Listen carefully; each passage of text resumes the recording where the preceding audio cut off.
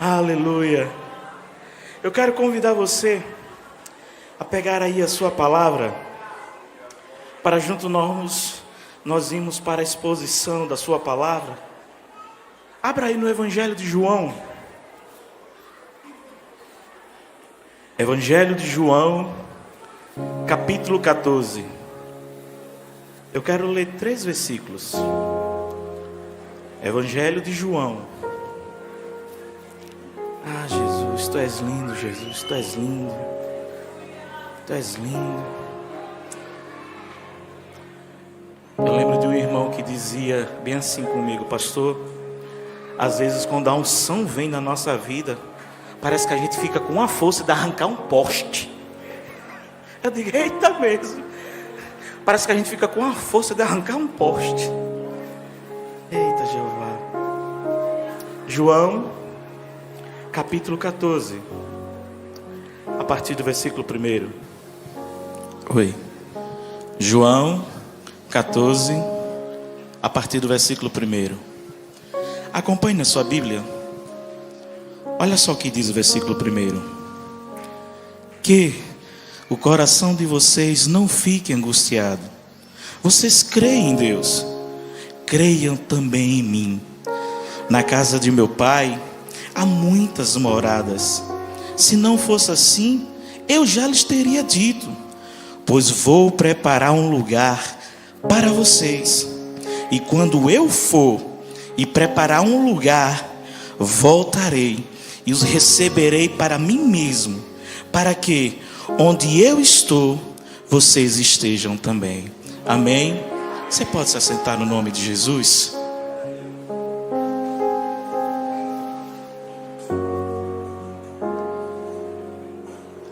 Ele vem me buscar.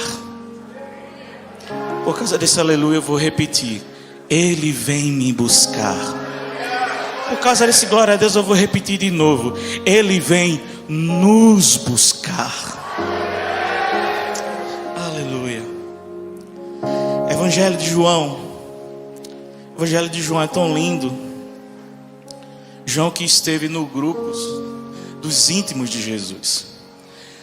Uma multidão seguia Jesus, muitas vezes por causa dos milagres, por causa do pão. Os seguidores seguiam Jesus porque queriam aprender, criam que ele era o Messias. Os discípulos seguiam a Jesus porque eram seus discípulos, multiplicadores daquilo que aprendiam e faziam junto com o mestre. Mas dentro dos discípulos tinha 3, que era chamado de íntimos. Amém. Que era chamado de íntimos, que era Pedro, Tiago e João. E a gente está lendo aqui o livro de João. João que participou de tantas coisas. João que viu a ressurreição da filha de Jáiro. João que estava no monte da transfiguração, quando Jesus ficou resplandecido como a luz do sol. João que estava junto de Jesus na angústia, lá no Getsêmani. João era íntimo de Jesus. Ele até ficou conhecido como discípulo amado, porque no dia da ceia reclinou a sua cabeça sobre o peito de Jesus. Foi João que acompanhou Jesus até o julgamento. Foi João que, depois que todos fugiram, permaneceram ali. Depois que todos fugiram, João permaneceu ao pé da cruz. E ainda recebeu a mensagem de cuidar da mãe de Jesus, logo após a morte dele. Depois da subida, da ascensão de Cristo Jesus aos céus, João tornou-se um dos grandes líderes de Jerusalém. Algum tempo depois ele se mudou para Éfeso, onde viveu por longos dias, até liderou a igreja de Éfeso. Depois ele foi escorraçado, foi preso numa ilha chamada Patmos. E lá naquela ilha, onde ele teve uma visão, e Jesus revelou a ele o livro de Apocalipse. Ou seja, o lugar da visão, o lugar da prisão, se tornou o lugar de visão. O lugar da prisão de João se tornou o lugar da visão. Isso me faz lembrar do profeta Ezequiel, que no lugar da prisão, à beira do rio Quebar, ele viu os céus abertos. Me faz lembrar do profeta Jeremias, que no pátio da prisão, Deus se revelou a ele. Me faz me lembrar também do apóstolo Paulo, quando estava preso em Jerusalém, quando Deus revelou a ele a sua vontade. Ou seja, na prisão Deus se revelou. Não importa o momento que você esteja vivendo, talvez você está preso, mas não em uma sala, não em um cárcere físico. Talvez você está preso na sua alma, você está encarcerado pelas suas emoções que tanto te angustiam. Não importa o lugar, não importa o momento, naquele lugar e nesse momento aqui, Deus pode revelar as coisas tremendas na sua vida. Ele pode trazer revelações preciosas para você. Depois de um tempo preso na ilha de Patmos, João recebeu autorização para voltar para Éfeso. E morreu lá em Éfeso aos 98 anos. O único apóstolo que não morreu martirizado. Pedro foi crucificado de cabeça para baixo. Tiago foi cortado a espadas. Outros tiveram suas cabeças decepadas. Mas João foi o único que morreu de velhice. Quando a gente lê o livro de João, é um livro tão diferente muitas vezes quando a gente vê Marcos, Lucas, Mateus, porque João não vai tratar do ministério de Jesus, não vai tratar da vida de Jesus. A gente não vai ver João registrando nenhuma parábola, sabe? Não vai ver nem muitas curas, são poucas curas que João ali, ele transcreve. Porque o foco de João, sabe, o propósito de João é provar que Deus que Cristo Jesus é Deus. É provar que o Filho de Deus está em nosso meio. Então o propósito de João é esse, que ao crermos nele, nós temos a nossa vida eterna. Quando a gente vai ler o livro de João, ele é tão espetacular que ele não menciona a escatologia, a doutrina das últimas coisas, como Mateus fala do fim do mundo, das pandemias, das guerras, dos sinais, dos princípios das dores, que Lucas também fala. Não, João não vai tratar isso. Nós não encontramos nenhuma menção que Jesus, no evangelho de João, expulsou o demônio. Não que ele não expulsasse, os outros autores escreveram, mas esse não é o propósito de João. Ele não vai focar em detalhes como Mateus detalhou o nascimento de Jesus, como Lucas detalhou o batismo de Jesus, sabe? Como o próprio Mateus detalhou a agonia da cruz. Não. O propósito de João é apresentar Cristo, aquele que veio ao mundo, que habitou no meio de nós. Quando chega no capítulo 2, Jesus é convidado para uma festa, o casamento de Caná, onde Jesus opera ali os milagres. No capítulo 3, Jesus está lá tendo uma das conversas, não em um palco com a multidão, mas está tendo uma conversa à parte com Nicodemos. E um dos maiores, melhores e mais conhecidos textos do mundo foi dito a uma pessoa, em uma conversa, sabe, ao redor de uma mesa. Ele chega para Nicodemos e disse: Nicodemos, Deus amou o mundo de tal maneira que deu seu Filho unigênito, Nicodemos, para que todo aquele que nele crê não pereça, mas tenha a vida eterna. O capítulo 3, quando Jesus vai falar sobre o novo nascimento. No capítulo 4, quando Jesus está com os discípulos e manda eles comprarem comida, ele está lá à beira de um poço e vem uma mulher com cântaros na mão para pegar água, para beber, porque ela tinha sede. Era meio-dia, o sol escaldante. E Jesus começa a conversar com aquela mulher, começa a se revelar para aquela mulher que ele era a água da vida. Quem bebesse dessa água nunca mais teria sede. A mulher tendo essa revelação, tendo esse conhecimento, através da palavra, da revelação de Jesus sobre a sua vida, de pecados que muitos não sabiam, que já estava com o 5º marido. Aquela mulher crê que Jesus é o Messias. Ela bebeu daquela água que Jesus deu e correu para uma cidade para anunciar que o Messias estava ali. Quando a gente vê isso no capítulo 3, no capítulo 5, no capítulo 4 foi isso, mas quando a gente vai para o capítulo 5, João começa a narrar a história de Jesus à beira de um tanque de Betesda, onde estava um homem que estava enfermo 38 anos. E Jesus vai ter uma conversa com ele, perguntando se ele não queria ser curado. Ele: Senhor, não tem ninguém sobre a minha vida, não tem ninguém que me ajude. Muitas vezes a gente está assim: meu Deus, não tem ninguém sobre mim, não tem ninguém para me ajudar, não tem ninguém para estender as mãos, não tem ninguém vendo que eu estou sofrendo. Mas Jesus vê você, Ele conhece você, e Ele estende a sua mão, Ele libera uma palavra para você e diz: sai desse teu leito, sai dessa prisão, sai desse teu problema, ande, vai viver a vida, porque eu sou contigo.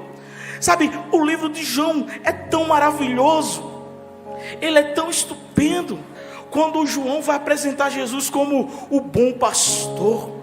No capítulo 11, como a gente não pode esquecer o capítulo 11, o capítulo da ressurreição de Lázaro, aquele a quem Jesus amava. Olha o título de Lázaro, como Lázaro é conhecido, aquele a quem Jesus amava.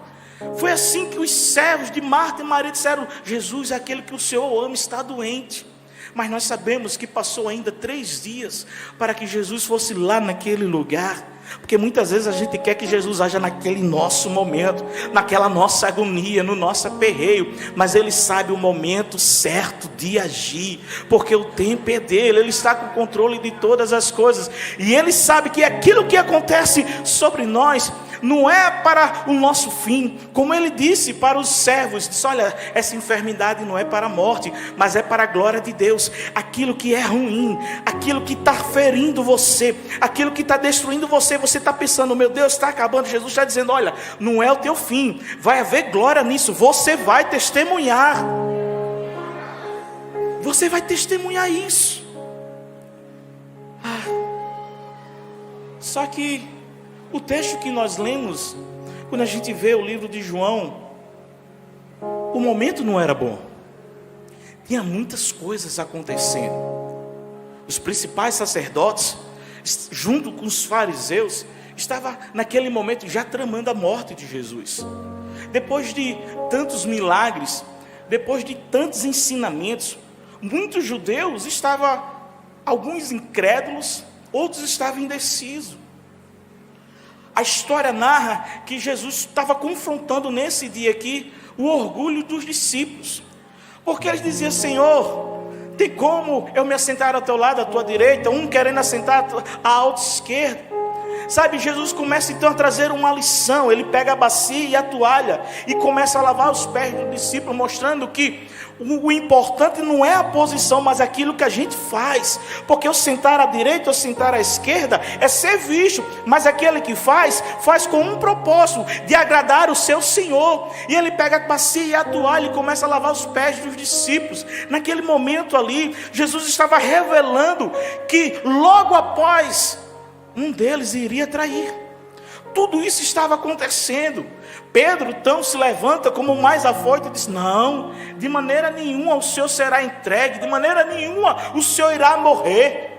Jesus olha para ele e disse: Pedro, Satanás pediu para Ciro andar sobre você, eu não permiti. Mas quando você se converter, Pedro, você vai apacentar o meu rebanho, as ovelhinhas. Jesus chegou para Pedro e disse: Pedro, hoje ainda você me negará 3 vezes. Pedro não acreditou naquela palavra. Esse texto que nós lemos aqui está falando de um momento, de um dia que estava difícil.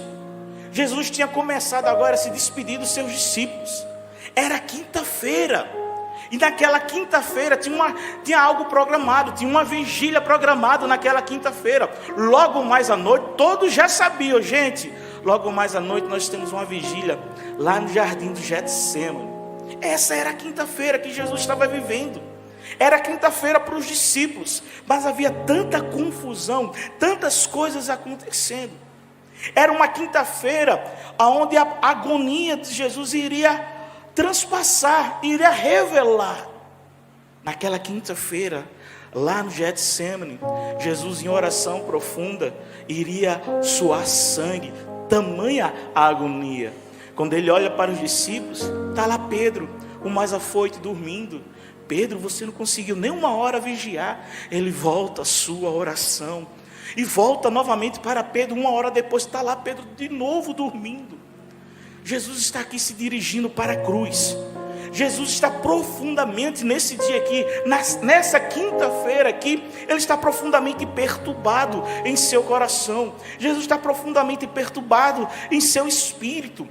Essa era a noite das noites. Era um momento crucial de todos os tempos. Seria apropriado para os discípulos, para os seguidores, naquele momento, dar o apoio para Jesus. Jesus, nós estamos aqui, né? Vamos te ajudar. O que nós podemos fazer? Mas não. É Jesus que se doa. É Jesus que conforta. E diante de tudo aquilo que os discípulos estavam vivendo, da confusão, do coração angustiado, e nós sabemos o que é um coração angustiado. Você sabe o que é um coração angustiado. Aqui, onde é o centro que gira as nossas emoções, os nossos sentimentos e a nossa fé. Você vai ver que muitas das vezes, homens e mulheres de Deus, quando sobe aqui, quando vão fazer uma oração, diz assim: coloca a mão no teu coração, sabe? Porque aqui gira os nossos sentimentos, a nossa fé, e muitas vezes nosso sentimento, a nossa fé está abalada. E quando homens e mulheres sobem aqui e dizem assim: coloca a mão no coração, é porque eles sabem que eles precisam orar, intercedendo em favor de algo que está angustiante, algo que está perplexo, algo que está duvidoso, algo que está confuso. E diante disso aqui, o momento que eles estavam vivendo era uma tempestade, era uma confusão. É nesse momento aqui onde Jesus chega, parece que para tudo, e Ele traz uma mensagem para os discípulos, a fim de confortá-los. Não fiquem angustiados corações de vocês. Em outras traduções Ele vai dizer o seguinte: não se perturbe, não se turbe os vossos corações. A Jesus disse: creiam em mim, creiam em meu Pai. Para onde eu vou, há muitas moradas. Eu vou preparar lugar para vocês. E quando eu preparar, eu voltarei e levarei vocês, para que onde eu estiver, vocês estejam também. Era uma mensagem de conforto. Era uma mensagem que trazia, sabe, alento ao coração. E baseado nisso, baseado nesse texto, eu quero trazer 3 lições preciosas para a nossa vida. Baseado nesse texto de João, eu quero trazer 3 lições preciosas. A primeira lição preciosa que eu quero trazer sobre você: há uma palavra de esperança para um coração angustiado. Há uma palavra de esperança para um coração angustiado. Nós sabemos, um coração aflito, um coração angustiado é a coisa mais comum do mundo. Esse problema atinge as pessoas de todos os níveis, financeiros e quem não tem finanças. Atinge todas as pessoas de todas as idades, do mais velho ao mais jovem. Não existe nada que possa manter o nosso coração fora dessa dor. Sabemos muitas vezes que o nosso coração fica assim angustiado pelas pressões que muitas vezes estão acontecendo aqui fora. Outras vezes os nossos corações ficam angustiados pelas pressões que estão acontecendo aqui dentro. Olha os discípulos, veja a angústia que os discípulos estavam passando. Eles estavam tristes, é claro. Em razão de que Jesus estava dizendo que iria partir. Jesus estava dizendo: olha, eu vou me embora, é chegado o momento, é chegado o dia. Um sentimento de solidão começava a atingir os discípulos. A gente precisa lembrar que os discípulos naquele momento estavam envergonhados, em razão do egoísmo, porque eles haviam perguntado ao Senhor quem é maior entre eles. Eles estavam assim, se questionando uns aos outros: quem é maior aqui, Senhor, quem é maior? Onde Jesus diz: olha, maior é aquele que serve. Eles estavam querendo posição, e Jesus disse: não é isso. Eles estavam vivendo uma confusão, eles estavam com medo, e razão disso, eles começaram a ficar aflitos, com o coração angustiados. Eles ficaram com medo de que com a partida de Jesus, eles seriam dispersos. Algumas cidades já estavam perseguindo Jesus, os fariseus já queriam matar Jesus. Vez por hora, Jesus precisou fugir de cidades. E naquele dia, Jesus chegou na mesa e disse: um de vós irá me trair. Quem do nosso meio vai trair o Messias? Quem teria essa coragem de trair a Jesus? Vejo como eles estavam aflitos, vejo como eles estavam vacilantes, vejo como seus corações aflorados pelas coisas que podiam acontecer agora, as prisões, as torturas, tudo agora à frente. Jesus está dizendo agora nesse momento, queria partir. Jesus então vem com essa palavra de esperança, que o coração de vocês não fique angustiado, não se perturbe o vosso coração, não se turbe o vosso coração. E o que é que pode confortar um coração nesse momento? Como é que nós podemos encontrar consolo em uma hora de aflição? Esse texto aqui nos dá a resposta, e é a primeira lição. Há uma palavra de esperança de Jesus sobre as nossas vidas. Jesus começa então confortando os discípulos, que da mesma maneira que eles creem em Deus como seu refúgio, eles precisavam também acreditar nele agora. Isso é uma palavra de esperança. Eu sei por experiência própria que há momentos na nossa vida que somente uma palavra de esperança é capaz de confortar os nossos corações. Deus sabe disso. É por isso que Deus libera sobre nós palavras que nos enchem de fé, palavras que nos enchem de amor, palavra que nos enchem de coragem, palavra que nos capacitam a prosseguir, a acreditar, palavra que nos enche de esperança. E todos nós somos impactados por essa palavra, uma palavra de esperança. As coisas vão melhorar, Deus vai abrir a porta. Sabe, aquelas palavras que muitas vezes entra por um ouvido e sai por outro, a gente não acredita mais. Deus é contigo. Isso são palavras de esperança. Deus está vendo você nessa sua tormenta, nessa sua tempestade. Todos somos impactados por uma palavra assim. Essas palavras de esperança que nos tira do mais profundo abismo e muitas vezes nos enche de coragem para enfrentar guerras e guerras, porque nós temos uma palavra, a palavra de esperança que nos ajuda a vencer o fracasso que muitas vezes nós estamos, a palavra de esperança que nos ajuda a vencer as decepções da vida, as frustrações, a palavra de esperança que nos ajuda a vencer toda tristeza. É a palavra de esperança que nos ajuda a vencer as dificuldades, obstáculos. É essa palavra de esperança que muitas vezes nos ajuda a vencer o pecado.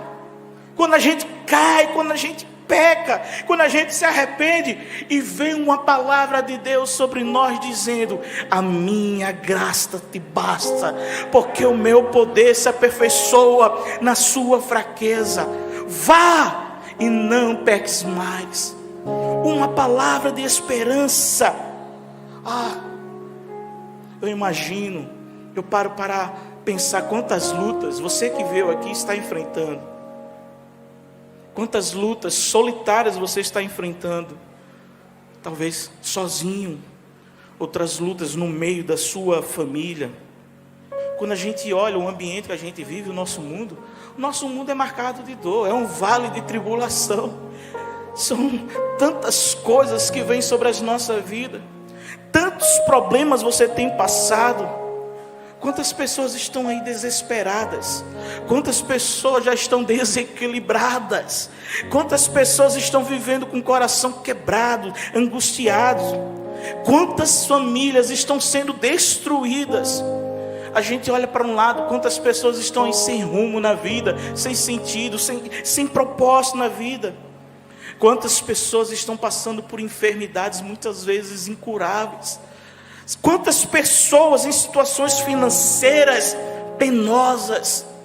Meu Deus, quantas pessoas presas ao pecado, presas a vícios que oprimem, que escravizam, e não trazem só dor sobre ela, mas sobre todos que rodeiam, a sua casa, seus amigos, a sua família.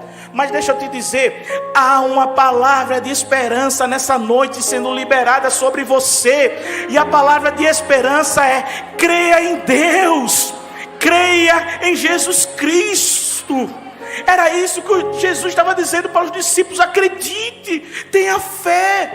Eu quero dizer para você, meu irmão, para você, minha irmã, Jesus se importa sim com a sua dor. Ele conhece você. Ele sabe sim do seu deitar, do seu levantar. E ainda que na sua oração a palavra lhe saia a boca, Jesus já conhece. Ele conhece a sua aflição, a sua angústia. E deixa eu te dizer, tudo isso não está indiferente para Jesus. Jesus não está virando as costas para você, não. Jesus hoje pode consolar o seu coração. Jesus hoje pode trazer alívio para a sua alma. Jesus pode e quer enxugar as suas lágrimas. Jesus quer tirar de você esse espírito angustiado e colocar sobre você vestes de louvor. Jesus pode sim fazer um milagre na sua vida. Tirar, sabe, essa nuvem negra que está sobre você, como você mesmo diz, e colocar nos seus lábios um cântico novo. Talvez a gente precisa fazer como o profeta Jeremias. O profeta Jeremias, no livro de Lamentações, no capítulo 3, olha o nome do livro, Lamentações. Se você lê o livro de Lamentações, eu não sei você, mas eu choro toda vez que eu leio. Jeremias está dizendo: eu não estou tendo paz, eu não vejo o favor de Deus, eu só estou vendo desgraça, eu só estou vendo coisa ruim. Jeremias começa a falar isso, mas quando chega lá no capítulo 3, no versículo 21, parece que Jeremias cansou daquela murmuração, daquela visão que ele estava tendo. Parece que ele para assim, respira, parece que a alma dele começa a se aquietar, e ele vai dizer o seguinte no versículo 21: eu quero trazer à memória aquilo que me dá esperança. Eu quero trazer à minha memória aquilo que me dá esperança. Aí ele começa a discorrer a esperança. Quero trazer à memória aquilo que me traz esperança. A misericórdia do Senhor é a causa de nós não sermos consumidos. A misericórdia do Senhor se renova a cada dia. Grande é a sua fidelidade, portanto, nele eu confiarei. Era isso que Jeremias precisou parar e dizer: eu quero trazer à memória aquilo que me traz esperança. Talvez você precisa parar.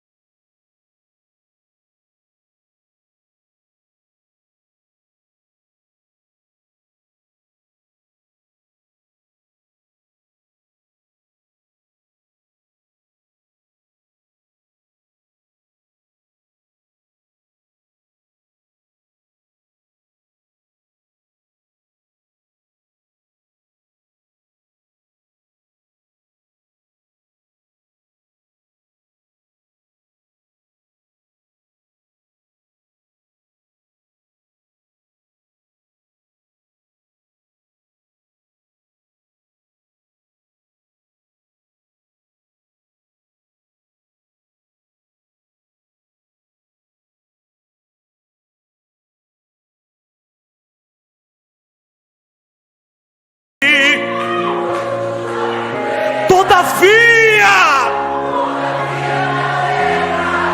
se alegre no Senhor, se alegre que há uma palavra de esperança sobre você, meu irmão, minha irmã. Há uma palavra de esperança, e Jesus está dizendo: creia em Deus, creia em mim. Por que está tão perturbado? Por que está tão aflito? Há uma palavra de esperança.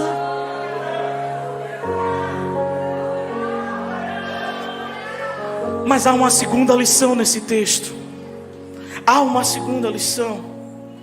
Nós precisamos nos lembrar que nesse mundo nós somos peregrinos. Nós somos peregrinos. E Jesus vai chegar para os discípulos e vai lembrar: olha, na casa de meu pai há muitas moradas, e eu vou preparar para vocês. E quando eu preparar, eu voltarei para buscar vocês. Jesus está dizendo aqui uma segunda lição preciosa: há uma morada eterna nos esperando. Por causa desse aleluia eu vou repetir: há uma morada eterna nos esperando. Sabe, todos nós temos aquele cantinho na nossa casa que a gente gosta. Eu mesmo, quando eu chego do trabalho, lá em casa, a gente tem duas redes. É briga, é saindo um entrando do outro, saindo um entrando do outro. E quando eu chego do trabalho, às vezes eu tiro só o sapato e me deito na rede. Como é bom deitar na minha rede. Até no meu aniversário eu ganhei mais uma rede. Eu digo, o povo conhece. Aí, aquele é meu cantinho físico, de descanso físico, onde eu paro ali e relaxo. Mas há um lugarzinho que só meu. Quando eu acordo as minhas manhãs, faço o meu cafezinho, pego a minha Bíblia, às vezes pego o meu tablet, é só eu e o Senhor. Está um silêncio, é o meu cantinho, sabe? Mas eu preciso me lembrar, mas isso aqui, por mais que eu goste, por mais que eu ame, por mais que é prazeroso, não é o melhor lugar, não é. Há uma morada eterna no céu nos esperando. Veja, Jesus está compartilhando com seus discípulos a sua partida. É verdade, ele está indo embora, mas ele está indo preparar um lugar, e ele levará eles para aquele lugar. Veja, e quando Jesus fala que está indo preparar lugar, Jesus está falando do seu sacrifício. Ele está falando da crucificação. Ele está falando que através da sua oferta na cruz, através do seu amor derramado ali, ele estaria preparando esse lugar. A igreja que somos nós precisamos entender que diante de todas as provas, diante de todas as tribulações, as angústias do nosso coração, nós precisamos elevar a nossa cabeça para o céu e nos lembrar da nossa morada eterna, porque é de lá que virá o nosso socorro. Nós sabemos, a nossa vida aqui, a nossa jornada, sabe, sempre haverá sofrimento.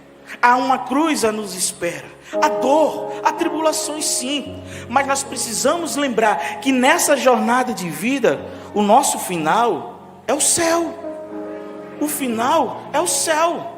O apóstolo Paulo, quando ele está escrevendo para a igreja de Roma, no capítulo 4, lá no versículo 17, ele está falando o seguinte: olha, a nossa leve e momentânea tribulação. Quando eu vejo esse texto eu digo, Paulo, não é leve não, Paulo.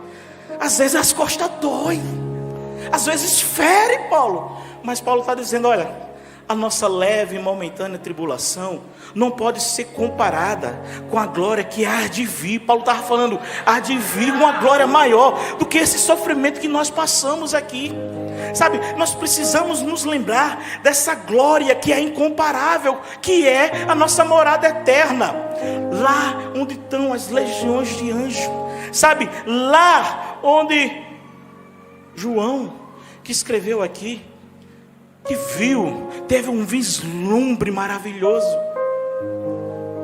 A palavra fala em Apocalipse que ele foi convidado ao céu. João sobe aqui, está lá no capítulo 1. O anjo sobe aqui. Quando ele chegou lá, que glória tremenda.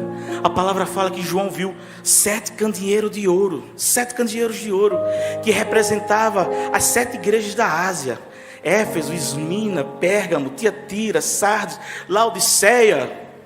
Qual foi que eu esqueci, meu Deus? Éfeso, Esmina, Pérgamo, Tiatira, Sardes, Laodiceia. Filadélfia. Amém. Ele viu as 7 igrejas numa visão de 7 candeeiros de ouro. Mas quando ele olha para o lado, ele vê semelhante ao Filho do Homem. A palavra fala que na sua mão ele tinha 7 estrelas. E não era a mesma pessoa que ele via antes. Porque o Jesus que ele via, a última visão que ele teve de Jesus foi Jesus numa cruz, perfurado, ensanguentado, rasgado. Mas aquele que estava ali, não. Quando ele olhou, ele viu seus cabelos como uma alva branca lã da neve. Quando ele olhou em seus olhos, era como olhos, como chamas de fogo. Ele estava vestido com vestes, sabe, com um cinturão de ouro em seu peito. Ele olhou para os seus pés, era como um latão de bronze reluzido. Ele ouviu, e a palavra fala que ele ouviu uma voz de muitas águas, era como uma espada saindo da sua boca. Ele viu na coxa dele escrito: Reis dos Reis, Senhor dos Senhores. Quando João viu aquilo, João fala: eu caí como morto. Tamanha foi a visão, está lá no capítulo 1. Pá, ele caiu como morto. Aí aquela voz disse: João, levante-se, eu estive morto, mas eis que agora eu estou vivo.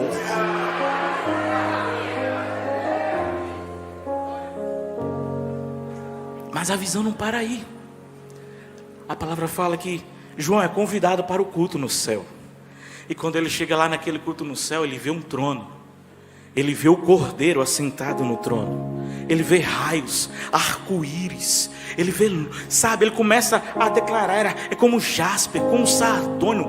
Ele não tinha nem palavras para começar a declarar aquilo que estava no trono. Ele vê os 4 seres viventes ao redor do trono. Ele vê então os 24 anciões prostrados, tirando as suas coroas. Quando ele olha para o lado, ele vê uma multidão de pessoas incontáveis. A Bíblia fala no capítulo 4 que era milhões de milhões.